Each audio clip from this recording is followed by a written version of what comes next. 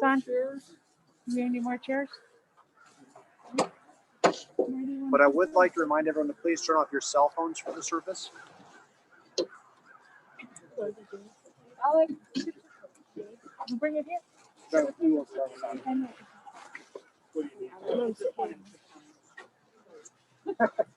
We're still a few minutes before service time, so we're okay.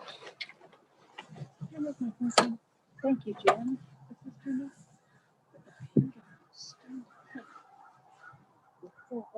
Oh.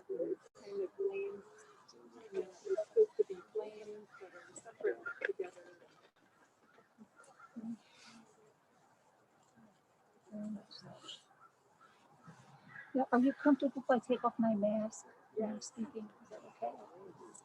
Be back here, and I have a fairly loud voice.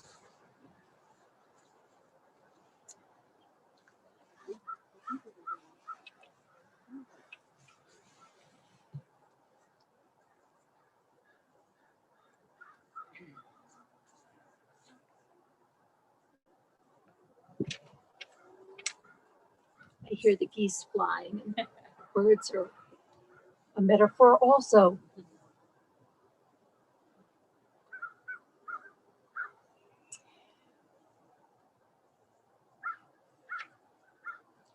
Peace, my heart. Let the time for parting be sweet. Let it not be a death, but completeness. Let love melt into memory and pain into music of life. Let the flight through the sky end in the folding of wings. Let the last touch be gentle like the kiss of the night. Stand still, O beautiful end, for a moment, and say your last words in silence. We bow to you and hold up a lamp to light your way. Will love melt into memory for those who love you so, those who remain? They are blessed by the light that you brought. And this is why we have gathered this afternoon, to recognize and bring tribute and express gratitude and participate in what is a holy time, to honor a beloved husband, father, grandfather, uncle, Dr. James Selkin, also known by his Hebrew name, Yaakov ben Avraham, as he embarks on his next journey, his soul's journey toward union with the Holy One. Here today, we will pay tribute to Jim, who so generously shared his life with you and who passed from this earth on Saturday, November 28, 2020, the 12th day of the Hebrew month of Kislev, in the year we recognize as 5781 on the Hebrew calendar. It is for Jim's life that we are so thankful, and in his memory that we have come together to undertake this sacred task.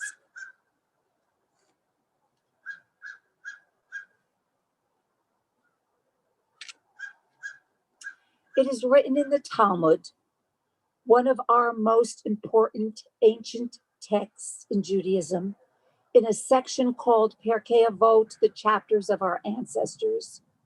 Who is honored? One who gives honor to others. Jim, as you honored your family and the community with your caring, your concern, your wisdom, and your kindness, it is our privilege to honor you at this time. And we do that now according to our tradition with prayer, recitation of Holy Scripture, and sharing our personal memories. And it is truly my hope that our gathering will bring some comfort to Jim's loving family. Alima, our hearts go out to you. You spoke of the happiness and fulfillment that Jim brought into your life and I learned and saw that you did the same for him. And to Philip and Lynn, Joelle and her husband Marty, and to Petty, you are Jim's legacy. The pride you feel in him and that he felt in you is extraordinary. And how Jim adored his grandchildren, Arlise and Taya, Alex, Zoe, and Alden of blessed memory. You were the lights of your grandfather's life.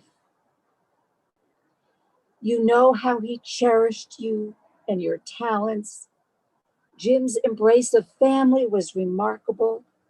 He loved Mookie and her husband Eric and their daughters, and grandson Jaron, who has come from Kansas to comfort your mom and to honor Jim too. You are a blessing.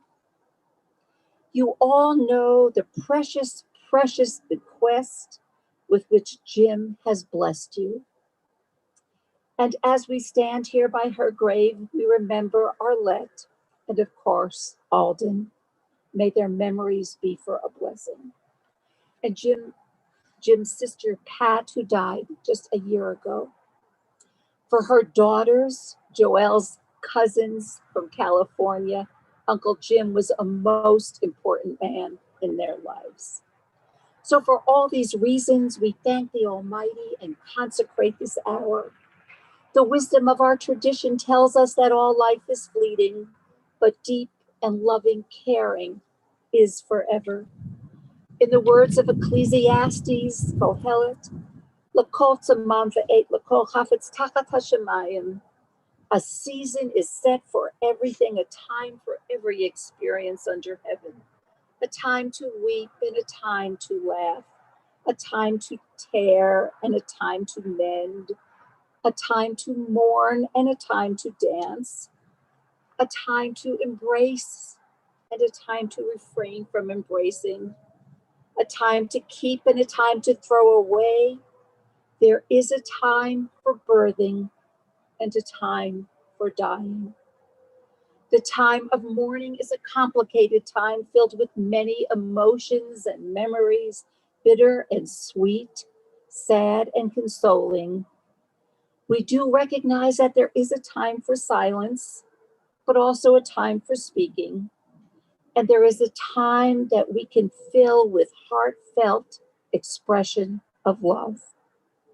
So we now continue our service with the recitation of a psalm and prayers, thus linking Jim Selkin's life with the 3,000 plus year old tradition of the people Israel that he cherished and the eternity of God. Mizmor LeDavid Adonai ro'i lo ektzar benot deshe yabratzeni al me menuchat yinchaleni. A psalm of David. The Lord is my shepherd, I shall not want, giving me repose in green meadows, leading me beside the quiet waters to revive my spirit, guiding me in the right paths, for that is God's essence. Though I walk through the valley of the shadow of death, I will fear no harm, for you are with me. Your rod and your staff, they comfort me. You prepare a banquet before me in the presence of my foes. You anoint my head with oil, my cup overflows. Surely goodness and kindness will be my portion all the days of my life, and I will dwell in the house of Adonai, my Lord, forever. I regret that I myself never met Jim Selkin. I never had the pleasure or the honor of knowing him. So it is only after learning about Jim from conversation with those who knew him best, and with your permission, that I offer this chesed, this eulogy, to share with you the facts and teachings of his life. I do so to honor Jim's memory and to bring kavod, tribute to his name, as we lay him to rest today. And I have to admit, as I sat down to compose this testbed, I felt a bit overwhelmed. Where to begin to adequately recognize the life of a man who, in so many ways, was larger than life in his professional accomplishments, in his interests in the wide world, in his appreciation of music, the joy of sport.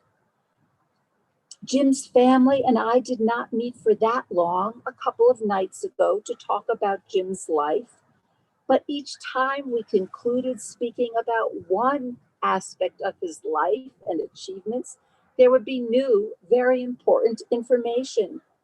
Oh, yes, Jim did write books, and Jim was an avid Zionist from his youth.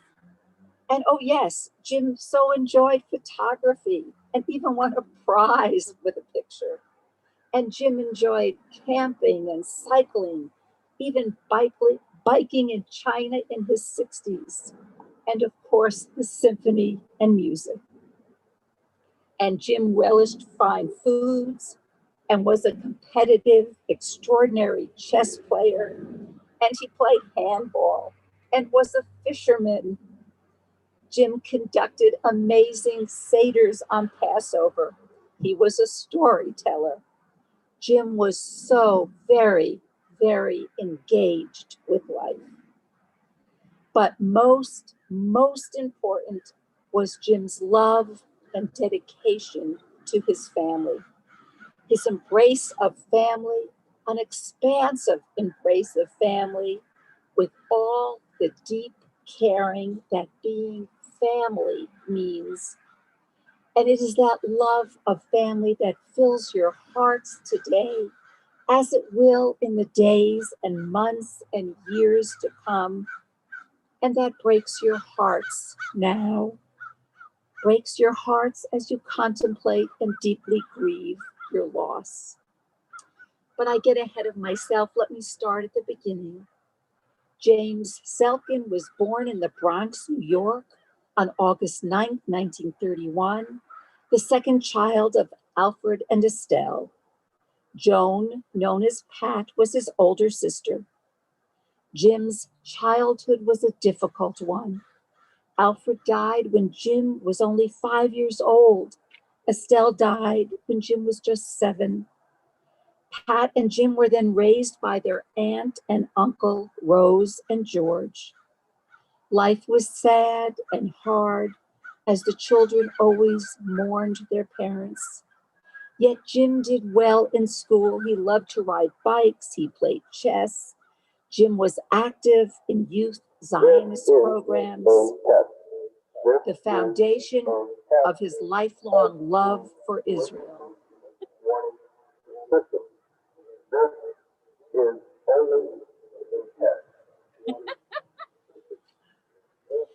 I was excited to hear that Jim shared personal memories of the night in 1947 that the state of Israel was declared at the UN. Jim was a proud graduate of the prestigious Bronx High School of Science and went on to achieve his undergrad and master's in psychology from the City College of New York.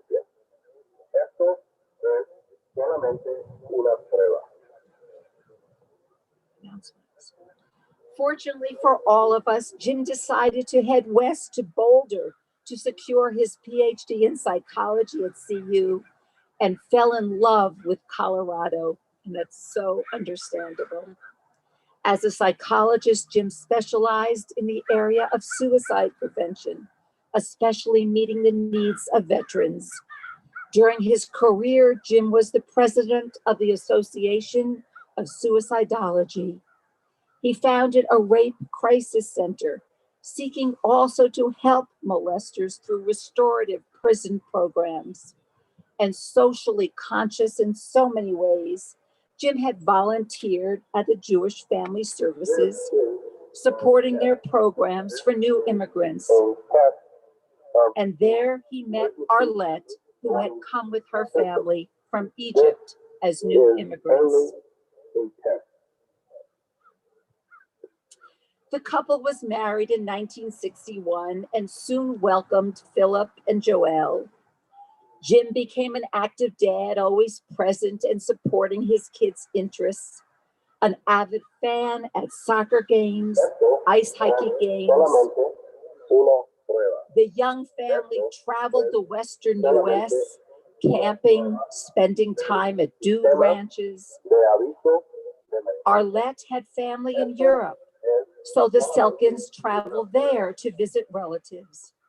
Joelle remembers how her dad would involve her in his businesses too, sharing ideas with her, welcoming her opinions in an adult way, even when she was young. And when his grandchildren came along, Jim thrived as a grandfather. He was very much a part of Arlise, Tia, Alex, and Zoe and Alden's lives. Petty mentioned how glad she is that she returned to Colorado to ensure this opportunity for her daughters. Jim traveled with his grandchildren, nourishing their enjoyment and appreciation for diverse cultures. At home, chess was an absolute favorite way to spend time together. Jim even taught a chess club at the school. And Jim seriously encouraged Arlise and Tia and Alex and Zoe's musical abilities, presenting them with fine instruments. Was it Arlise who received the pink violin? Zoe, who received a pink violin from her grandfather. Jim attended lessons and recitals, took his grandchildren to the symphony and performances. All of your appreciation for fine music all your lives will be a recurring gift from your grandfather. So sadly, Arlette passed away in 2005, and it was after that Alima came into Jim's life. The couple was married on November 4th, 2007, living life together to its fullest. They traveled, they played chess, they enjoyed dear friendships of interesting people. Family gathered around their table, savoring good food, and that provided special times for Alima and Jim. Alima was blessed by Jim's kindness and big heart. He was blessed by her devotion and caring. We know that Jim would want all of you to remember his accomplishments, his energy, his style, the significant professional contributions he made in mental health care, his deep appreciation of music, travel, good chess, delicious meals, of his heritage, his joy of life, his awe of the wide world and its peoples. But most of all, Jim would want you to always think of how he loved you and how that love will remain with you for the rest of your lives. However, more important than a rabbi's chesed at a time such as this are the reflections of those who knew Jim best. And I'm very glad to call on Joelle to bring her remembrances to honor her dad now. Joelle.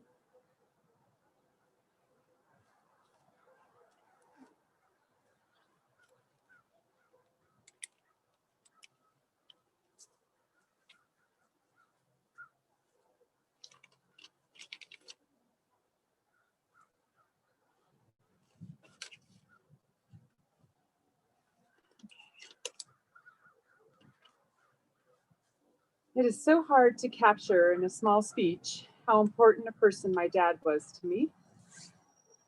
He could be incredibly frustrating, stubborn, cheap, and full of misunderstanding. However, those feelings are so second place compared to how dad helped me also feel like the greatest person on the planet, so cared for and so loved. I've absolutely loved hearing from friends and our family here in the States and abroad and having you share your stories about dad or Uncle Jim. Thank you for those gifts. Dad was the last of his generation, and we will all need those stories to stay connected to our past. Thank you, Alima, who fed Dad so well and who loved Dad so well. You rescued Dad after my mom died and gave him a full life. And you had new adventures, travel. Sorry, you had new adventures and travel, and of course chess. Thank you. Dad told me all how important Petty was to him, how Marty was the best son-in-law he could ever ask for, and how much pride he had in all of his grandchildren. He loved and was proud of Phil and never gave up on any of us for our dreams. Yes, he could get his wife's name wrong and forget people's birthdays and did all sorts of quirky things to make us laugh. Good conversation over food and being with family were at the heart of Dad's life. When I was able to sit with Dad on the Friday before he died, I had some quiet time to think about our life together. And it felt like snippets of our old home movies we used to watch in the basement, where you capture little moments of time. So here is sort of my reflection of my life with my dad. Dear Dad, I was watching you in the hospital bed and it was very quiet. And I closed my eyes and suddenly I was a little girl and we were driving in your car and we were doing errands. And I'm next to you in the front seat and you're taking me with you and we're asking questions and you're talking to me like I'm a grown-up. And I feel so special that we have this time together, even though I don't know how to answer these questions you're asking me.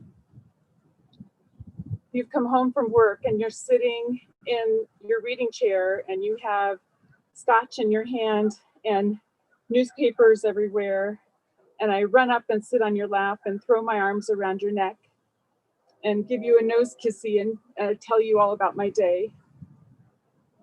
And then there's a memory of you taking me shopping and I'm trying on dresses and you're outside the waiting room in a chair and I twirl and I show you how I look and you say I'm the most beautiful girl and you buy me all the dresses and I feel like a princess.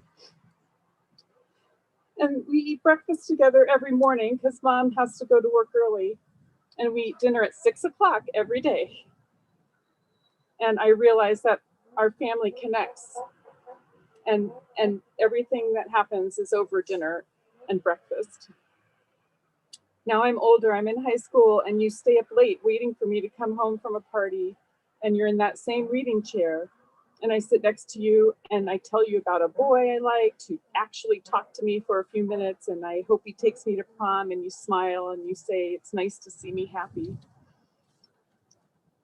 And then you're cheering for me on the soccer field, and you're cheering for me at graduations, and you're cheering for me when I get a job, and I have a stethoscope around my neck, and you beam at me, and you're so proud, and I'm just glad that I've made you happy. We are gardening together, we're playing cards, we're camping, a bat mitzvah, birthdays, and our favorite Passover. You're at the head of the table, surrounded by food and discussion and family, and of course, lots of Manischewitz. You're holding my hand when you give me away at my wedding. You're holding Alden James when he is born with your name, and his name is now your name is now his name. And you're holding me when Alden James has died. You're telling me about violin shopping in Italy and eating in cafes in France and bicycling through China and climbing up Mount Kilimanjaro. You are speaking French, you're speaking Italian, but never speaking Mongolian. You are always so interested in different people and cultures, and this has made my life bigger. I remember you watching me hold one of the children, and you looked at me so sweetly, and you said, there is nothing like a mother's love. And my heart breaks into a million pieces for you that you have lost your mom when you were 7. And even though you are a grandpa now, you are also still that tender, sweet boy longing for that comfort of your parents. that you lost when you were so young. There are small things we did 1,000 times, and now they're so precious.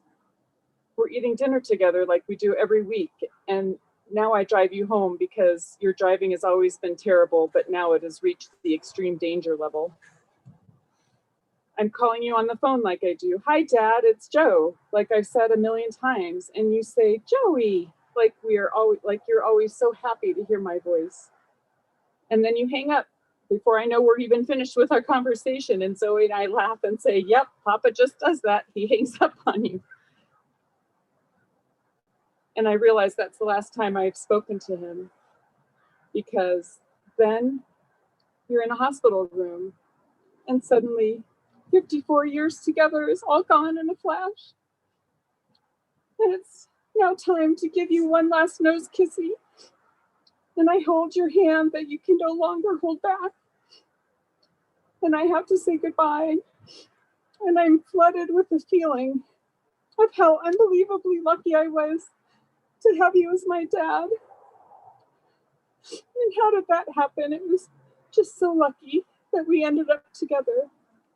My dad, who loved me so much, and I loved him so much. We were so lucky.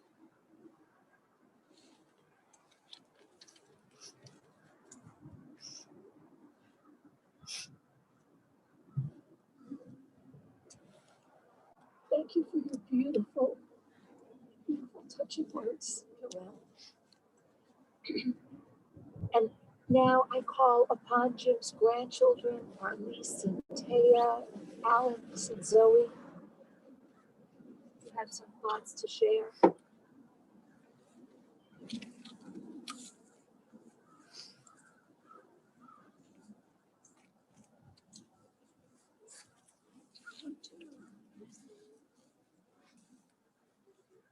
To honor our grandpa, we wanted to share some of our memories and lessons that he taught us.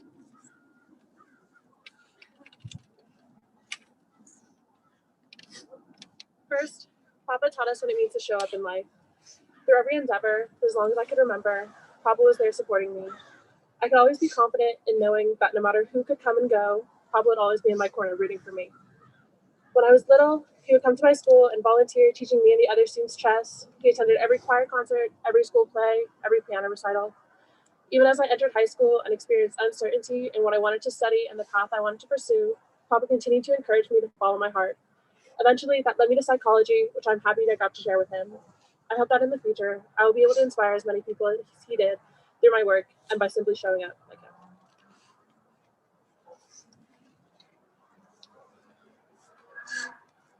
Papa taught us to be true to ourselves and what it means to hold steady in our beliefs and do what's right, even if some people mistake that as stubbornness.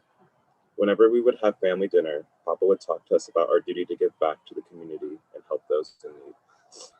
He also led by example, as he volunteered his time throughout his life to many worthwhile organizations promoting good. He has passed this value on to all of us, and our entire community is better off because of him. Papa also taught us to never sit out on life. Papa held a thirst for adventure. He loved to travel to new places and learn about new cultures. He even let me tag along with him, and we traveled across Europe together. He was never afraid to speak new languages, try new food, or explore new experiences. He inspires me to be fearless in living my life to the fullest. I'll always look back fondly on our memories and carry his same adventurous spirit.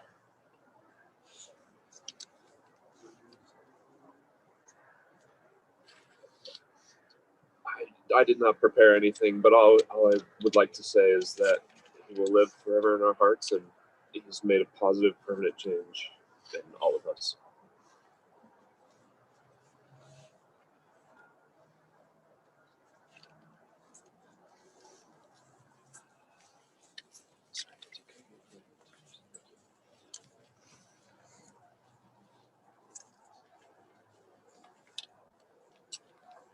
Thank you so much. Your presence and your words are a beautiful tribute to your grandfather. Death is a transition for the living as well as for the soul of the one who has passed away. Your lives were changed by your husbands, your fathers, your grandfathers passing, and your circle of family will never be the same now that he is gone. But the end of a life is not the end of a relationship, and your memories and your love will continue on. Burial is the last physical act that we can do for our loved one. It is an act called in Hebrew chesed shel emet, an act of true, pure compassion and honor, for the deceased can in no way pay this deed in return, repay this kindness in return. The burial is difficult, but it will help start the mourners on the way to acceptance and reconciliation. And once the casket is fully lowered, I will invite everyone to join together in taking up the shovel to fill the kever, the grave at this time. So I invite everyone to come forward to take your turn.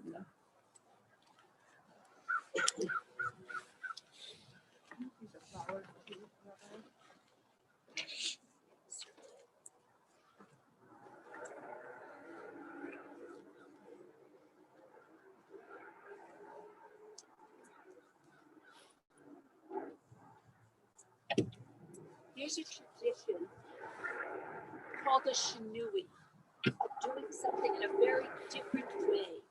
We are not using this shovel to garden or to farm, but we're performing a sacred act. So we begin with our shovel with turning the blade upside down.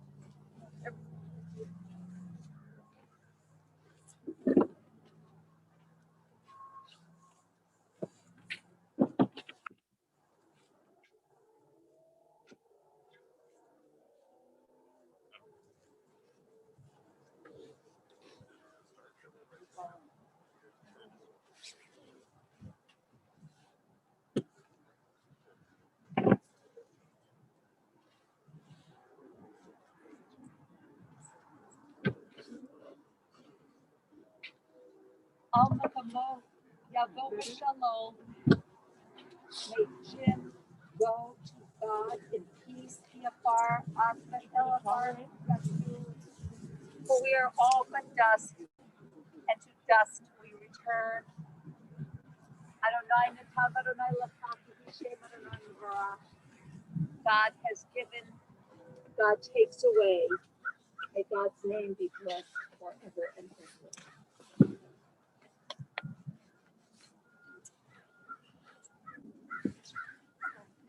We'll do Kriya right now.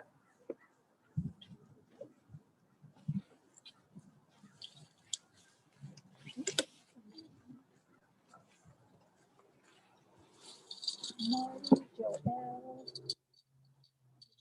Alina, Pepe, Philip.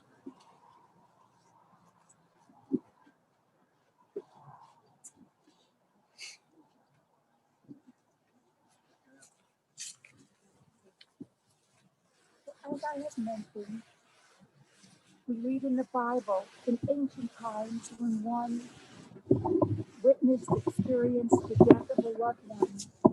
We read that a person rendered actually tore their clothing as an expression of the heartbreak that they felt inside. King David, Job, others in our Bible.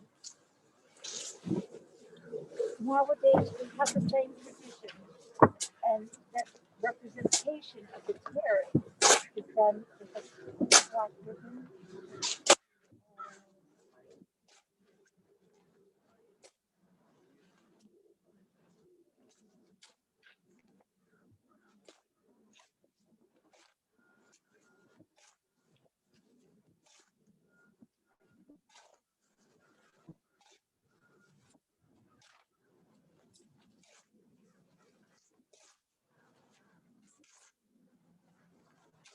children.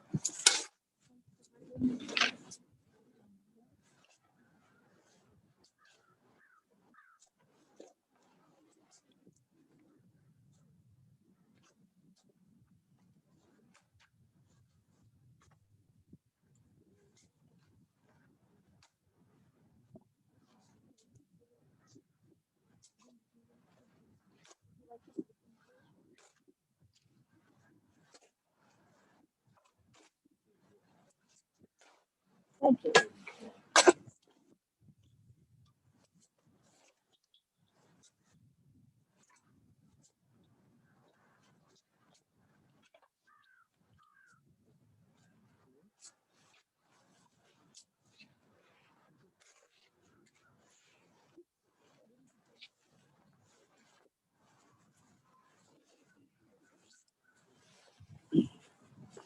Marty?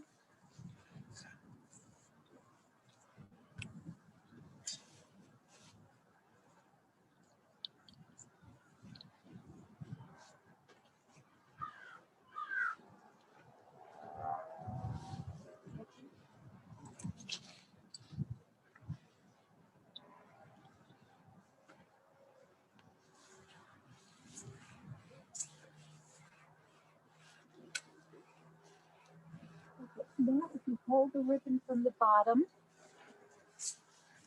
and you tear up, and you can feel that tearing that enters into your soul. And together we say the blessing. Baruch atah Adonai Eloheinu melech haolam Dayan ha'emet. Dayan ha'emet. Praise are you, Lord our God, sovereign of the universe, who is the true judge. An expression that our lives and our deaths are in God's hands. We cannot understand the mysteries of the universe, but we accept.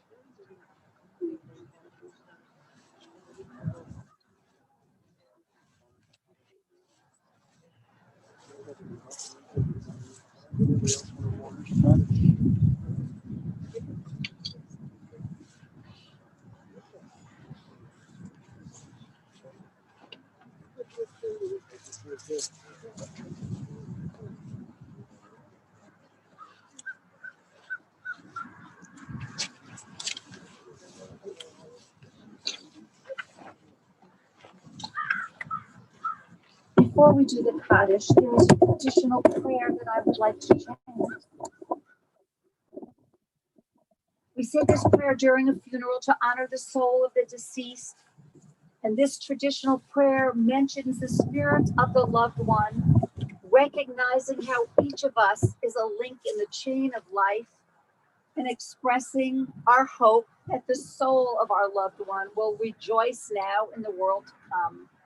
The Garden of Eden on high in heaven, however we refer to beyond the bounds of the universe. And we pray that Jim's soul be bound up in the bonds of life everlasting.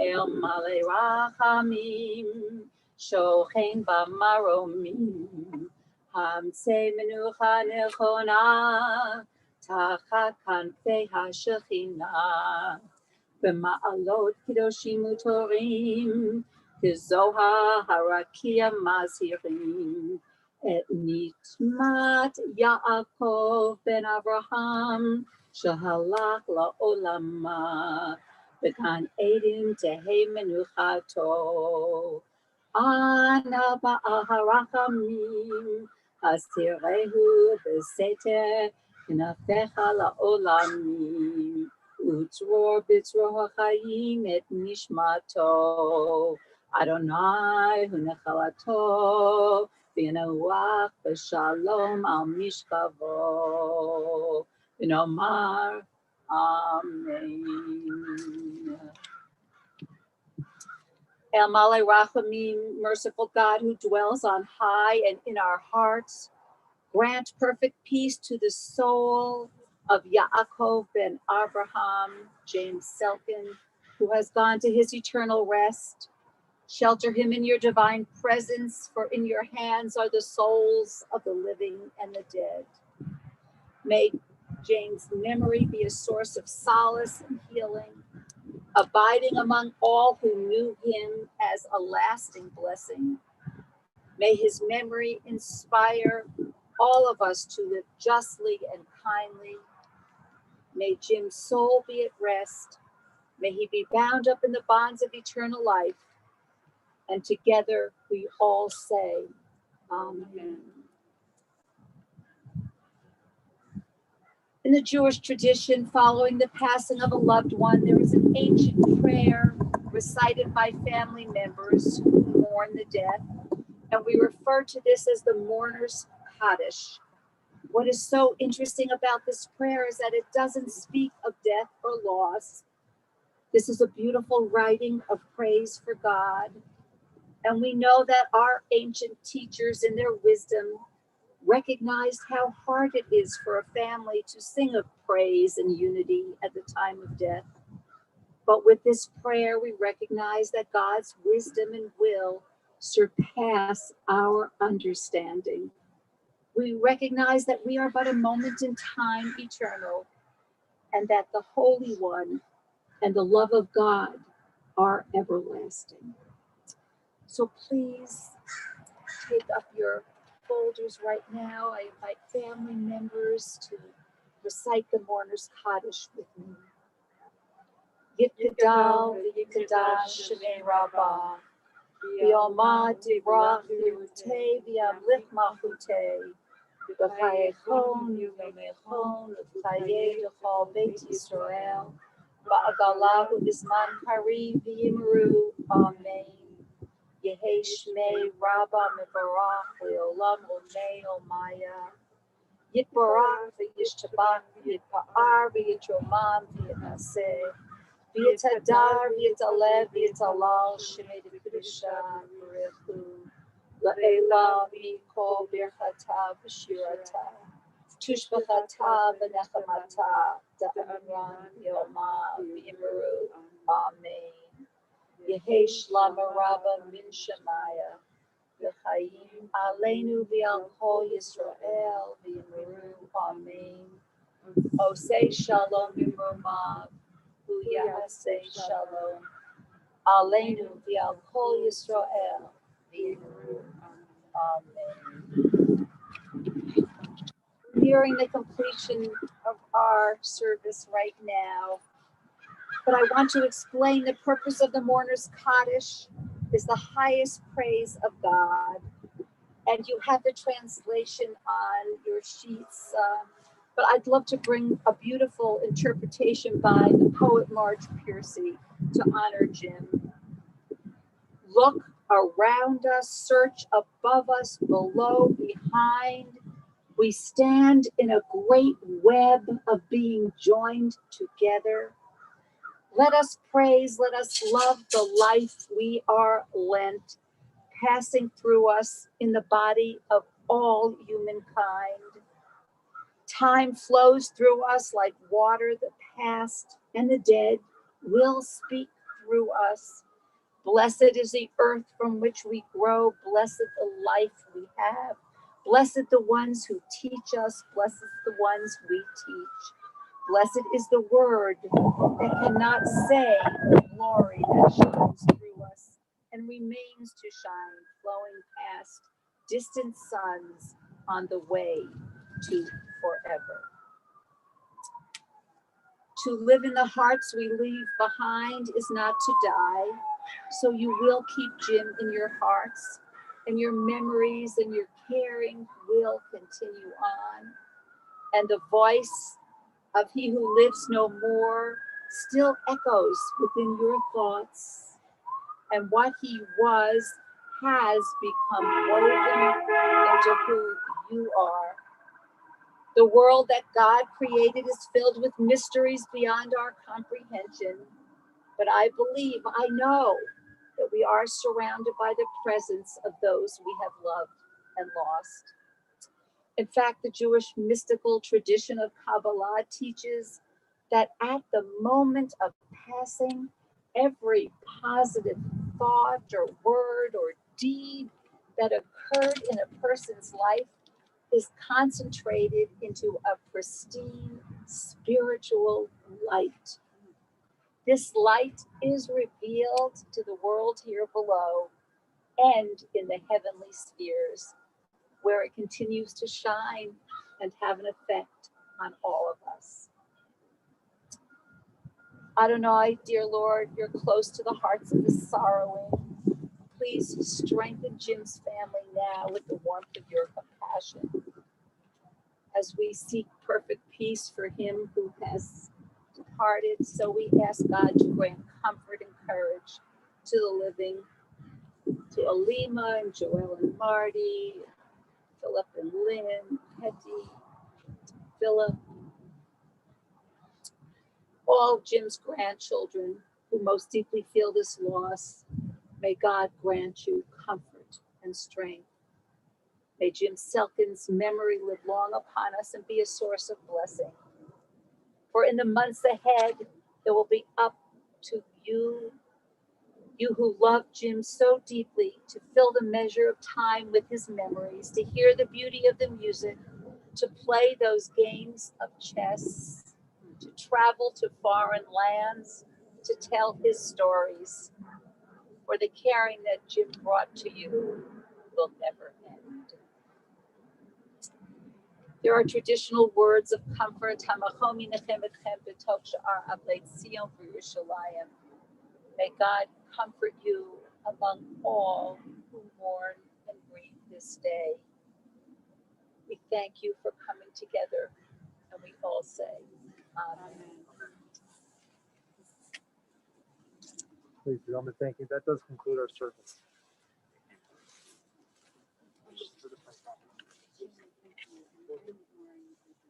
Just call them. No, absolutely.